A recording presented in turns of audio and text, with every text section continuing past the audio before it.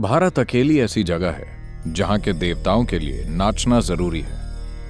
अगर कोई नाच नहीं सकता तो वो ईश्वर नहीं हो सकता। शिव नटराज है, वो नर्तकों के राजा हैं और हमारे बाकी सभी देवता नर्तक हैं। ऐसा इसलिए है क्योंकि सृष्टि की घटना सबसे ज्यादा किसी नृत्य की तरह है। आजकल आधुनिक भौतिक वैज्ञानिक इन शब्दों का इस्तेमाल कर रहे हैं कि ऐसा लग रहा है चीजें नृत्य कर रही हैं। नृत्य का मतलब है कि उसमें कोई तार्किक तालमेल नहीं दिखता, लेकिन अगर आप करीब से उसे देखें तो इस पूरी प्रक्रिया में एक बहुत गहन व्यवस्था है।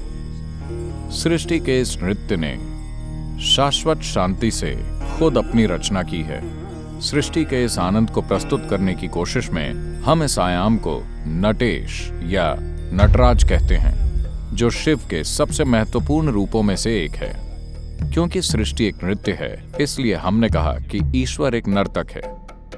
इसलिए जब हम शिव को नटराज कहते हैं तो कहने का मतलब ये नहीं है कि कोई अकेला व्यक्ति नाच रहा है, इसीलिए उनके आसपास वो घेरा दिखाया जाता है। गोल आकार हमेशा ब्रह्मांड का प्रतीक होता है, क्योंकि किसी भी चीज के गतिशील होने से अस्तित्व में जो सबसे कुदरती आकार घटित होता है वो है एक गोल आकार। कोई भी चीज जो खुद से घटित होती है उसका आकार गोल होता है। पृथ्वी गोल है, चंद्रमा गोल है, सूर्य गोल है, सब कुछ गोल है, क्योंकि गोल आकार का टकराव या रगड़ सबसे कम होती है। इसीलिए नटराज के चारों ओर बना घेरा ब्रह्मांड का प्रतीक है। वो एक ब्रह्मांडीय नर्तक है। उनका वर्णन हमेशा इसी तरह किया जाता है।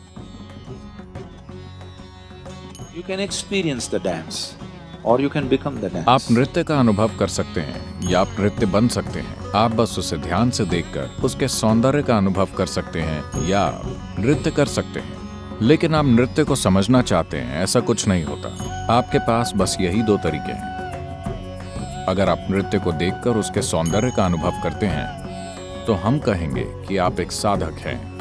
आपको वैज्ञानिक कहा जा सकता है, पर फिर भी आप एक साधक हैं। आप जानना चाहते हैं कि वो क्या है, इसलिए आप ध्यान दे रहे हैं। अगर आप उस पर ध्यान देते हैं तो आप साधक बन जाते हैं। अगर आप नृत्य बन जाते हैं तो आप चैतन्य बन जाते हैं, आप योगी बन जाते हैं। आपके पास यही चुनाव है।